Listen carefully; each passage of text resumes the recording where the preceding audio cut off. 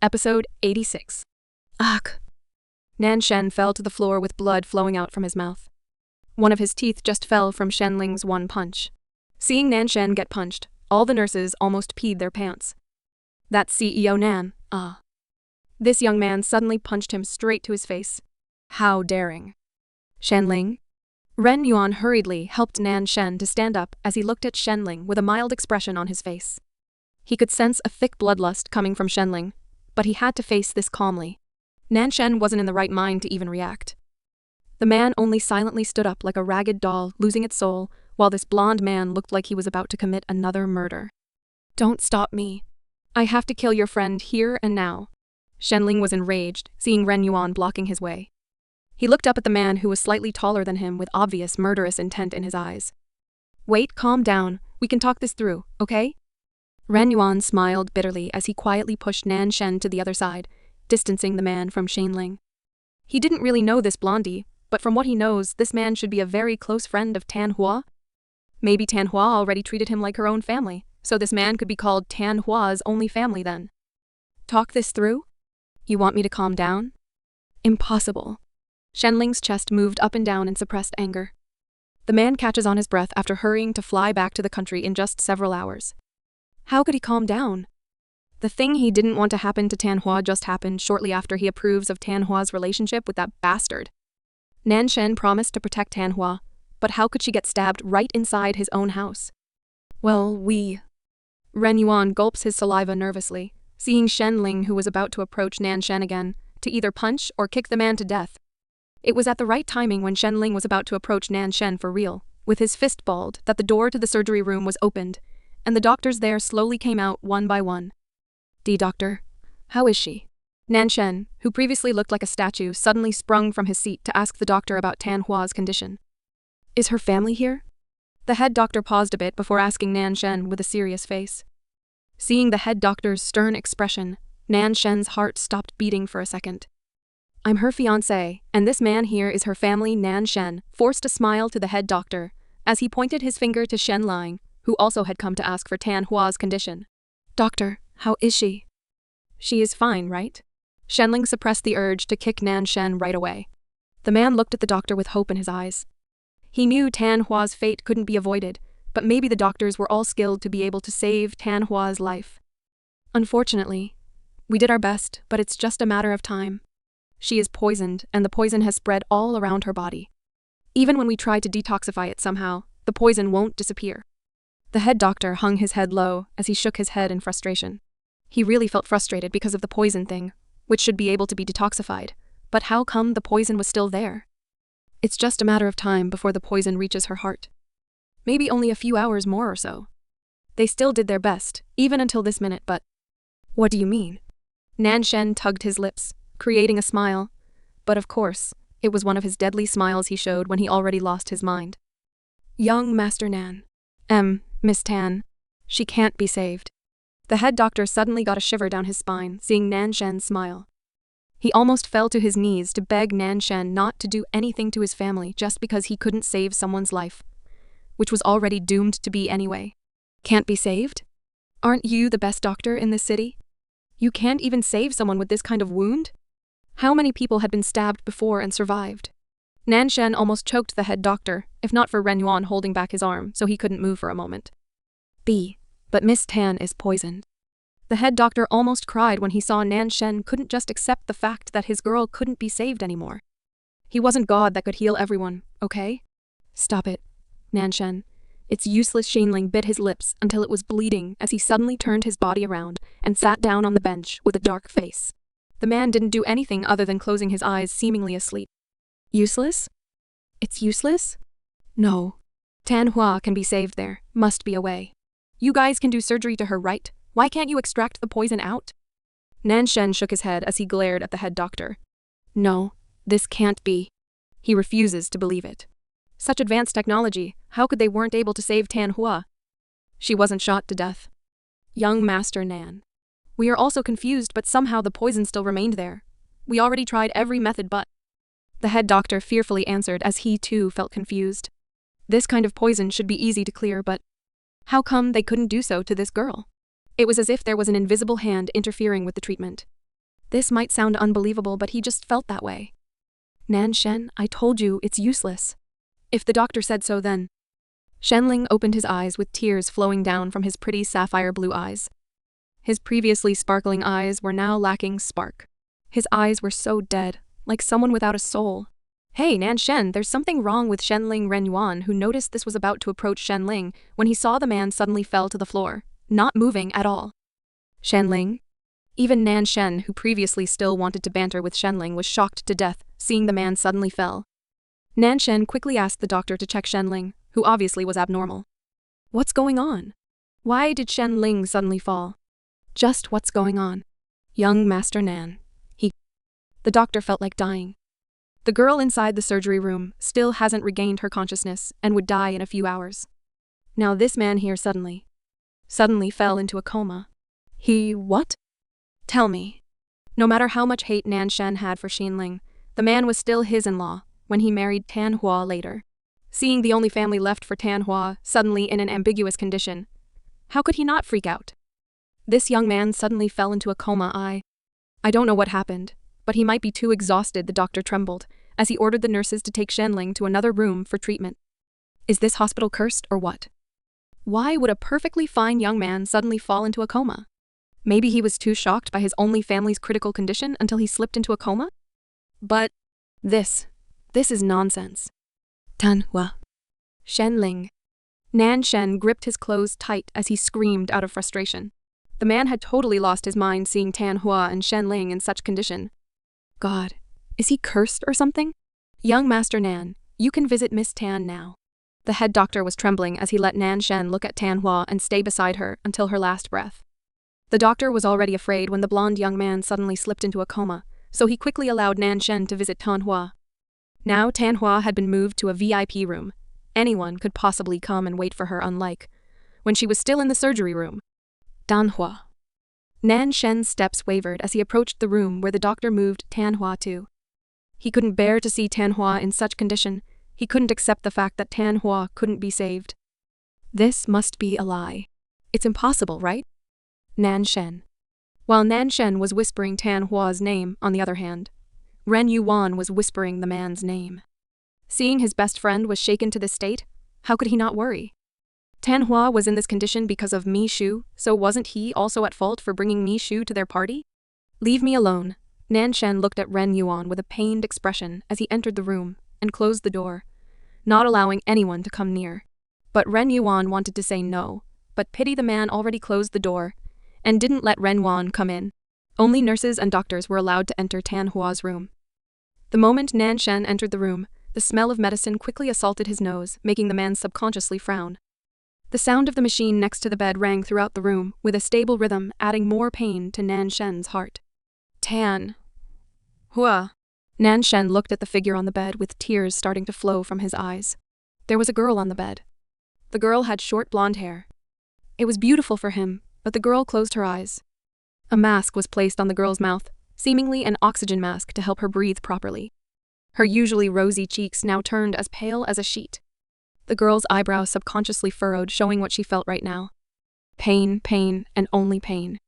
Nan Shen approached the girl lying on the bed very carefully as he scanned down to the girl's body.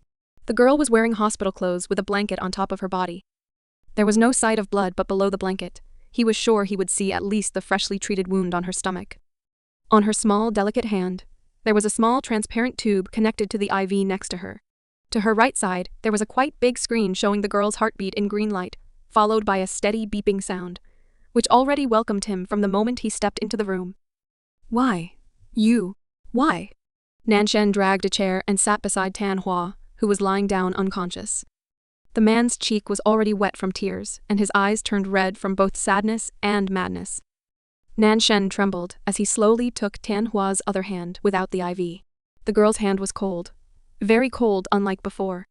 It was warm whenever he held this girl's hand, but now the warmth disappears, replaced by coldness. Don't leave me. Nan Shen tightened his grip on Tan Hua's hand, hoping that a miracle might happen and Tan Hua would be saved.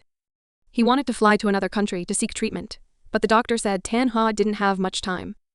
It would be too late, even if he did fly to another country.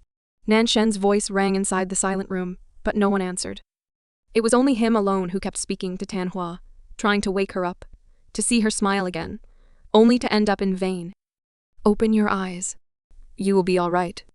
The doctors are all liars, you will be fine. Nan Shen still refused to accept reality. He believed that Tanhua wouldn't die. She was just sleeping. Still not receiving a response, Nan Shen silently sobbed as he held Tanhua's hand tighter than before. His heart broke into pieces and he was at his limit. He was about to go crazy. Huh? Shenling, you are back? God in charge of Tanhua's previous world was shocked, seeing Shenling went back to the headquarters.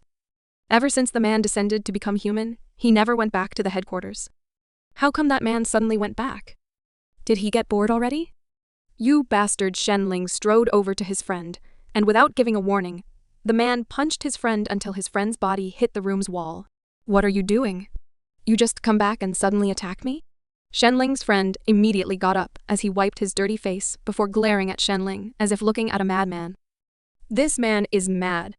He stayed too long with that barbaric human until he became like this. No. Exchange back the soul you summoned. That soul just killed the one I summoned. Shenling gritted his teeth, remembering the doctor's words. Unable to stay for long, he decided to leave his human body behind, leading to the body, slipping into a coma, while he himself went back to the headquarters of gods. What? That madwoman did? The young man with silver hair widened his eyes in shock, hearing Shenling's word. He didn't expect the soul he brought to cause such a problem. Bao Yin, you promised me before to get her back to her world if she messes with my world. Shenling looked at his friend with a murderous glare. He couldn't accept the fact that Tanhua's fate ended in that woman's hand. Well, but the body of the soul you summoned should have died a long time ago, according to the storyline, right? Why are you fussing over this now? Isn't it a good thing? You summoned that soul to such a tragic body with the purpose of eliminating her later. Am I right? Bao Yin rubbed his butt as he strode over to Shenling's place. The man looked up at the blonde-haired man in front of him with an innocent face. Still, you promised to exchange her back, now go change her soul with the original soul. I have something to do. Shenling paused for a second before avoiding the question with his ultimatum. The man quickly left the room, heading to his own office. Yes, I'll exchange them back after I sleep. But what are you doing? You won't rest? Bai Yin was curious, seeing Shenling headed to his office. What was Shenling doing? He went to his office only if he had something to do with the world he managed. It's not your business. Shenling sat down on his chair as he looked at the screen, blinking in front of his eyes. He quickly searched for the keyword Nhawa, and the moment he found it, he opened the file to check its status. Tanha? The soul you summoned? Bao Yin looked over the screen curiously as he secretly stole a glance at Shenling. It's unusual for this man to be this cold and gloomy. Could it be the death of this Tanhua affected him? Nah, impossible. A proper god like him won't have feelings for humans. Shenling didn't answer Bai Yin's question at all. He only read the status of Tanhua inside the file, and when he saw her lifespan status, the man stopped scrolling. Lifespan? The curious Bai Yin rubbed his chin, seeing the number 0 flashing on the screen. This certainly means that the human didn't have any lifespan left. In another word, she would die at any moment. It is kinda weird seeing the date of this human's death already passed by several months ago, according to the human's world time. Why is this girl still alive then? Oh. Wait. It must be because a new soul replaced the original soul, causing a great change, even though it could only prolong her life for several months. This Tanhua girl is so lucky.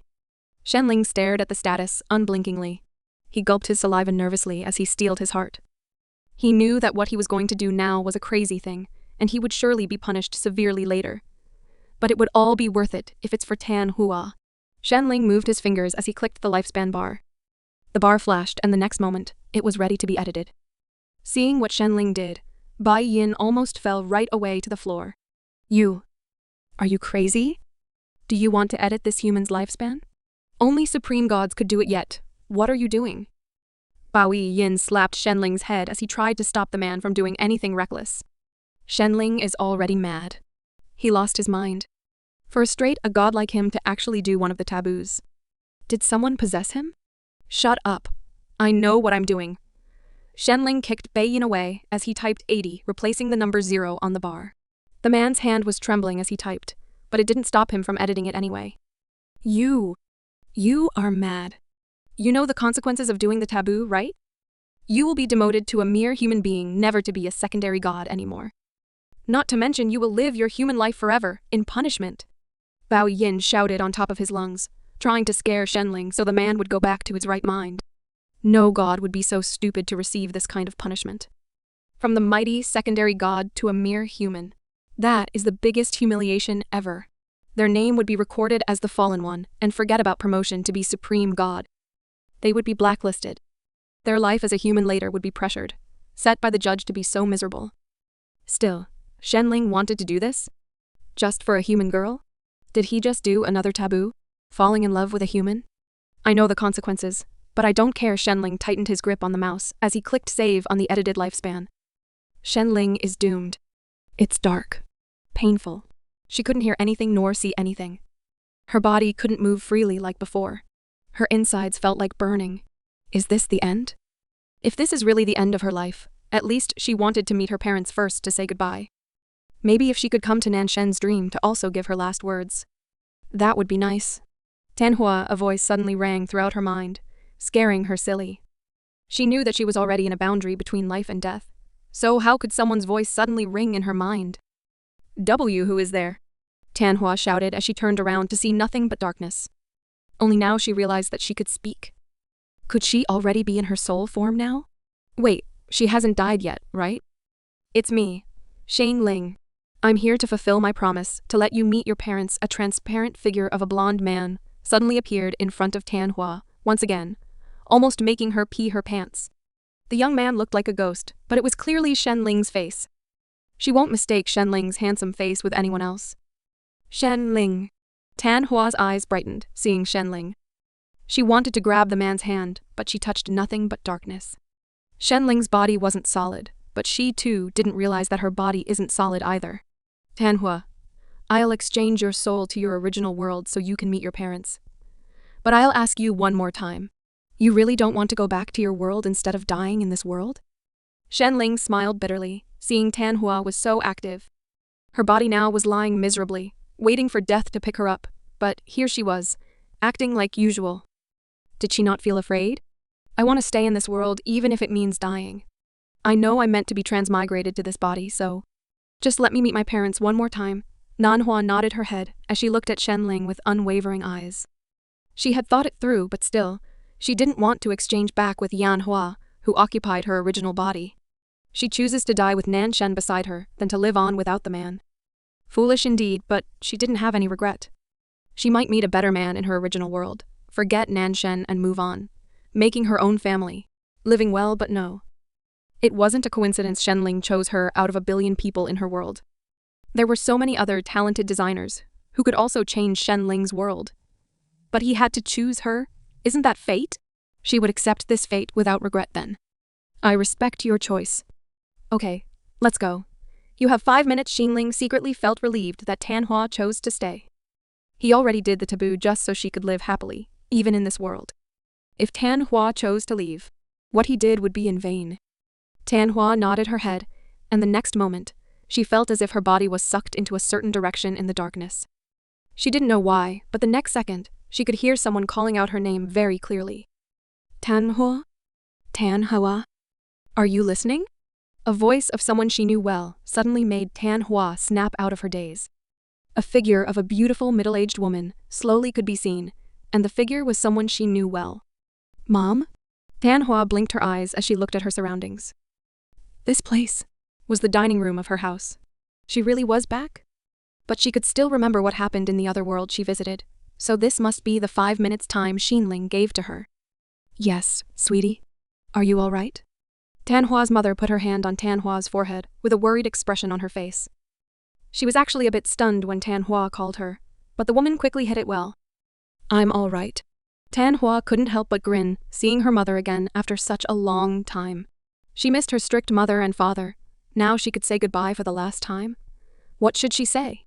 Dear, quickly eat your food. When Tanhua was deep in her thoughts, the voice of her father suddenly echoed throughout the huge dining hall, making Tanhua subconsciously look over to her father's direction. Ah, that's her father. Tanhua gripped the fork she was holding as tears slowly dripped from her eyes. She would love to live her life with her parents again, but she already chose the latter option. She was afraid of death, But what could she do? Right now, she could only hurriedly say goodbye to her parents without making them worry. Honey? Why are you crying? Tan Hua's mother was shocked seeing her daughter suddenly cry out of the blue. Is this because of the engagement they brought up before? But she looked fine with it. How could she suddenly cry as if the world was about to end? No, I just miss you too. Tan Hua laughed bitterly as she wiped her tears with the handkerchief she had in her pocket.